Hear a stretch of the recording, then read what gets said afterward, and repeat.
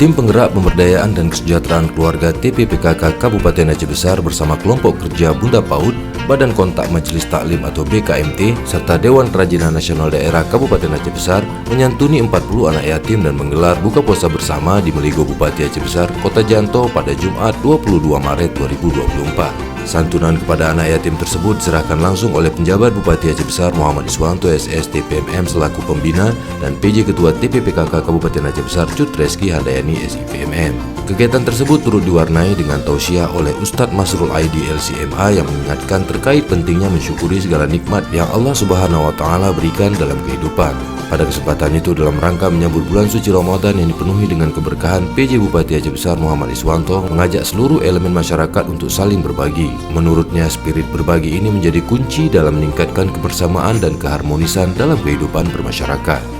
Muhammad Iswanto juga menekankan pentingnya kontribusi positif dari setiap instansi dan elemen masyarakat dalam memajukan kesejahteraan masyarakat di Aceh Besar. Dengan demikian, semangat berbagi dan memberi menjadi pilar utama dalam memperkuat solidaritas dan persatuan di tengah-tengah masyarakat. Sementara itu, PJ Ketua TPPKK Kabupaten Aceh Besar Cut Reski Handayani SIPMM menyampaikan bahwa kegiatan tersebut merupakan bentuk kepedulian terhadap anak-anak yang membutuhkan perhatian dari semua pihak. Cut Reski berharap khususnya bagi TPPKK Aceh Besar dan lainnya bisa memanfaatkan bulan Ramadan ini untuk memperbaiki diri, meningkatkan ibadah kepada Allah, serta memberi lebih banyak lagi kebaikan kepada sesama.